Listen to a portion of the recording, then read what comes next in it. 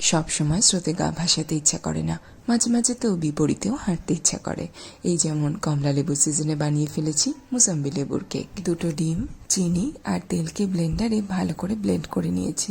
এরপরে মুসম্বি লেবুর রস আর জেস্ট দিয়ে মিশিয়ে নিয়েছি। 1 কাপ ময়দা ছেঁকে নিয়ে অ্যাড করেছি, তার সাথে দিয়েছি বেকিং সোডা এবং বেকিং পাউডার আর কিছুটা ইয়েলো ফুড কালার। ভালোভাবে মিক্স করে ব্যাটারটাকে একটা কেক টিনে ট্রান্সফার করে পেস্তা বাদাম দিয়েছি। আজকের কেকটা বানাবো আগারো মার্ভেলের 48 লিটার ওটিজি। রোস্টিং, বেকিং আর গ্রিলিং এর জন্য একদম পারফেক্ট এই OTG. Convection, rotisserie and rotisserie with convection, 100 থেকে 250 ডিগ্রি পর্যন্ত adjustable temperature, bottom and both heating modes, 120 minutes পর্যন্ত অ্যাডজাস্টেবল টাইমার। প্রিহিটেড ওভেনে কেকটাকে বেক করে নেব 130 ডিগ্রিতে ফর 30 to 40 মিনিট। আজকে আমি ইউজ করেছি বটম হিটিং মোড।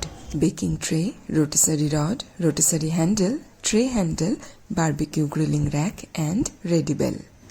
প্রায় 40 মিনিটস পরে এই কেকটা খুব সুন্দরভাবে বেক হয়ে গেছে। একটু ঠান্ডা করে নিয়ে এবার সেটাকে ডিমোল্ড করে নিয়েছি। সব উপকরণের পরিমাপ আমি ক্যাপশনে দিয়ে দেবো, তোমরা অবশ্যই চেক করে দেখো। কেকটা কত সফট আর স্পঞ্জি হয়েছে, খেতেও কিন্তু খুব ভালো হয়েছে। বাড়িতে রেসিপিটা অবশ্যই ট্রাই করো। আর ওটিজিটা একদম ঠান্ডা হয়ে গেলে শুকনো কাপড় দিয়ে এইভাবে মুছে নেবে। এবার গ্রিলিং র্যাক আর বেকিং ট্রেটাকে জল দিয়ে ভালো করে ধুয়ে পরিষ্কার কাপড়ের সাহায্যে মুছে ফেলতে হবে। প্রত্যেকবার ইউজ করার পরে ওভেনটাকে এইভাবেই ক্লিন করে ফেলতে হবে। লিংকের জন্য অবশ্যই তোমরা ডেসক্রিপশন বক্স চেক করে নিও। টাটা।